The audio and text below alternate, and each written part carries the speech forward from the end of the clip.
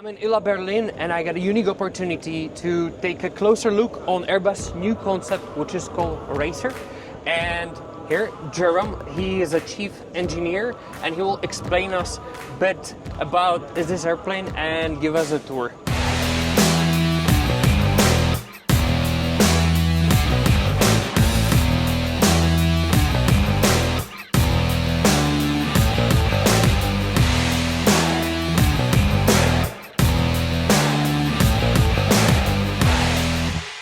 RACER stands for Rapid Cost-Effective Rotorcraft. The intention of the RACER is to bring more speed to conventional rotorcraft. And this not at any price in terms of environmental footprint. So I will tell you a bit about the RACER and how we cope to go faster than any other rotorcraft in the world. Yeah. So first of all, conventional rotorcraft are limited in speed at something with around 140, 150 knots. 300 km by hour, roughly. And here we have the target to reach 220 knots. So more or less 50% faster than the conventional rotorcraft. 220 knots of cruise speed, which was in your initial design target. But how would we do that? The conventional rotorcraft are limited with aerodynamic phenomena around the main rotor at high speed. To cope with that, we slow down the main rotor. Doing that, we are losing speed at fast, let's say, cruise speed. We are losing lift, but we compensate by the nice addition of this nice lateral wing, which are really actual wing. Because 50% So it produces the lift. Yeah, 50% of the lift is coming from the wing. What we are cruising at 220 knots, which was, as I said, our design objective. But we reached 246, so we exceed the objective. Wow. So you see these nice wings also support lateral rotor, but is providing the thrust. The rotor is no more used to track the aircraft, but the propeller are pushing the aircraft. And the yaw control, because you see there is no more tail rotor at all. The lateral rotor also ensures the yaw control of the aircraft. So basically, it has dual purpose. So, and this we are doing, as I say, not at any price in terms of environmental footprint. We're on the air show. This is why we are here. So I'm sure you will see that this aircraft make a bit less noise. In forward flight, this aircraft is able to cruise at 180 knots, so faster than any conventional rotorcraft, but reducing the fuel consumption by 25% compared to the same weight aircraft at 140 knots. So we bring the speed, but not, let's say, with a detrimental effect with the higher efficiency compared to a conventional rotorcraft. We bring the speed not at any cost in terms of environmental footprint. We reduce the CO2 emission, NOx emission, and also the, let's say, acoustic footprint on ground because of the specific feature of this aircraft. One question regarding the main rotor. The problem how the conventional helicopters can reach high speed is that when the rotor blade is going forward, the tip can reach speed of sound. How you reduce this problem? By slowing down easily. Slowing down, let's say, the rotor speed. Okay. So it's doing that, you are reducing the lift, you are losing capacity to put forward your aircraft, but this is now ensured by the lateral rotor. And the lift is coming from the wing. So this is and this is done really simply in terms of mechanic, because we are reducing the speed of the engine and all is mechanically linked. So also the lateral rotor with a slowdown in speed, reducing its noise level, and we compensate by increasing the pitch of the lateral rotor. So basically it works more or less like a wing. In that case, it doesn't produce forward movement. Yes, and it's put in a situation where we minimize the drag because we want to target more speed. So the drag optimization is really key on this concept.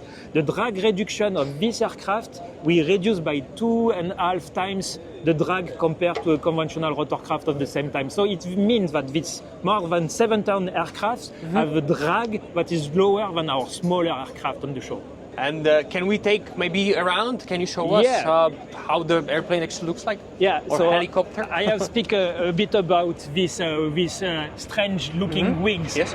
So this is really an asset because this wing is in fact a box wing concept, but is providing the lift, as I said, but also allocation of the landing gear.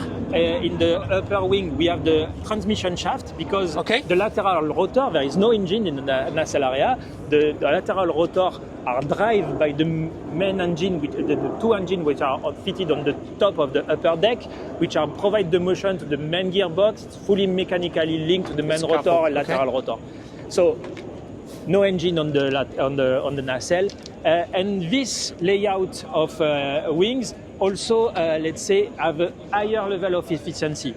It's used the, let's say, marginal vortex of a conventional wing to feed the lateral rotor and to increase efficiency of 10%. So you really think this through? Yeah, it's in general manner, there is a lot of optimization of energy efficiency on the aircraft. We have this asymmetric tail boom that is providing a part of lateral thrust to be used as counteracting the main rotor torque and reduce the, let's say, energy need to counteract the main rotor torque. So it's again, this is used, it's a demonstrator, but used to mature a certain number of technology that could be, let's say, transferred to any conventional, let's say, rotorcraft of our legacy. And this tail boom is an example. On top of that, for fuel reduction, we have implemented a specific system we call Eco Mode, which is a capacity to shut down in flight one of the engine. And we are still able to cruise at 180 knots, so still faster than any conventional rotorcraft. And doing that, we are reducing by 15 additional % the fuel consumption. So that's why it's, let's say, part of Clean Sky 2 project, European funding project, involving 40 different partners spread around all Europe, 13 different countries in Europe. This is a great success of this European cooperation. You are in this cruise mode with only one engine. Regarding safety, the other engine, how quick it kicks in? It is kicking automatically, or? Yes, there is a, let's say, a system to quickly restart and to, of course, you could enter in this eco mode at a certain level of altitude with certain condition, and then you have a kind of super starter that is able to restart the engine in less than 7 seconds and to restore the full power on the engine. I didn't expect you. I was expecting you will say that we will go a bit in the auto rotation until it comes out, but 7 seconds, that's a huge number, or very small number actually. Yes, and as the capacity of the aircraft remain that you have lift ensured by the wing and so on, you have, let's say, a safe situation. There is no issue even with one engine loss. Yeah. We move to the cockpit, and please explain us what we can see over here, because I said Racer brings the speed with simplicity. Yes. Simplicity in the concept, aerodynamic concept, but also simplicity for the pilot. So the control system, the command are exactly the same as the conventional rotorcraft. So you have a cyclic stick, you have a collective stick, and you have the pedal that ensure the yaw control. You go in over exactly like a conventional rotorcraft. Same principle, you increase the collective to take off and you control by the cyclic. And then you have a magic button, this one. This is the asset. This is working a bit like the cruise control of your car.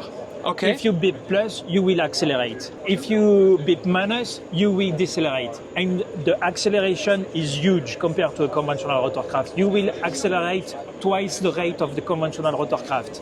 0.6 G of acceleration. You are put on the seat. The back is feeling the acceleration. And when you are decelerating, it's the belt that retains you. So it's really fun, but it's bring a lot of, let's say, added value in terms of operation, because the aircraft is able to accelerate and decelerate with a flight attitude. You have no more this nose down attitude, which is quite typical for a conventional rotorcraft to accelerate, and the nose up attitude when you want to decelerate. Here you accelerate and you decelerate with a flat attitude. So the crew could always keep, let's say, in vision the landing area and the target. This is really important. Cool. So we already, let's say, have some external pilots from the company that experiment the aircraft. Almost 20 pilots have the opportunity to handle the control. We make 15 minutes briefing and we give the control of the aircraft. and it's easy to handle. Do not need to have a specific training. It was really easy to handle. And then at 220 knots, there could even experiment the fact that we switch off the autopilot, and the aircraft is just amazing in servo stability. There is no problem to control the aircraft even without autopilot. Basically now, in that speed, you basically transfer to a fixed wing airplane style. The maneuver and is more like a fixed wing, and you could handle G factor much more than the conventional rotorcraft. You could handle some 2G maneuver at high speed in turn, which is not feasible for a conventional rotorcraft. This is an amazing piece of technology, but what's the future for the Racer? Racer is a demonstrator. At the moment, it's a unique exemplary in the world. There is no product plan today. It's a demonstrator that is used to mature technology. As a technobrick like the Eco Mode, the asymmetric tail boom, this is fruitful for all our legacy fleet, civil and military application. At the moment, we are in the phase that this demonstrator have to, let's say, collect data in flight, and we need to, let's say, analyze and take all the benefit of the formula. We also are in a situation where we are want to collect from potential users the benefit from the forecast of this asset on their mission. So really we are in the phase we are putting in flight a demonstrator and collecting feedback and data. This is really the... Okay, this is the left side, and let's say the propeller which is on this side turns the same way, or? No, actually they are turning in opposite direction to, let's say, take the benefit of what I was explaining before about vortex feeding of the lateral rotor. They are turning in opposite direction. Okay. They're anti-iced? No. No? Okay. So there is no way how it flies in ice condition, let's say? Not this one, demonstrator. Yes, of course, yeah. What about motors? From which airplane you use, or which engines you use? So the idea behind the concept, as I say, is to keep it simple. And to because we are convinced that high-speed rotorcraft like this one will never replace all the conventional rotorcraft. There is a lot of missions where it's more, let's say, adapted to have a conventional rotorcraft capacity. But for the mission where you need speed, this is the one you need to select. And so we want to, let's say, have a strategy where we communalize, let's say, the element between a conventional and, let's say, high-speed rotorcraft. So we have engines which are coming from, let's say, legacy conventional rotorcraft, which are the Aneto engine. And we have gearbox and drive system which are also, let's say, could be used on conventional rotorcraft. We have the main rotor, which is the serial one from the H175. So idea again is to have this simplicity, this approach rational to, let's say, minimize the cost of the concept. Does it have flaps? Yeah, actually there is flap. Yeah. Okay. The idea is important. We have flap, but it's not an airplane. The flap are slow motion elements that are piloted by the autopilot. The pilot do not act directly on the flap. He's acting on primary control, which are similar to a conventional rotorcraft, and still, let's say, act on rotor and not on aerodynamic surface. This is important to stay in an helicopter.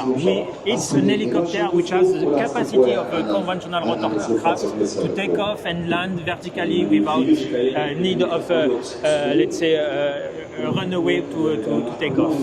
But so that's why the flap are low dynamic elements. Okay. Because I saw on the tail you have also some movable flight controls. Yes, again, so this is the lateral fin, which are on the tail, are here to balance the power on the two lateral rotor when you are at high speed. In other conditions, the lateral rotor ensures the yaw control and so the anti-torque function. But this is done by the flap when you are at high speed, and so the lateral rotor produces the same level of power on each side. Well, I got quite a lot of information about this amazing demonstrator. Yeah. I would like to say big thanks for you're this. welcome. Thank you. This video was possible thanks to Airbus Helicopters and ILA Berlin, and of course big thanks belong to Jerome for his endless knowledge which he shared with me. And I hope that you enjoyed this video, and see you on the next one. Bye.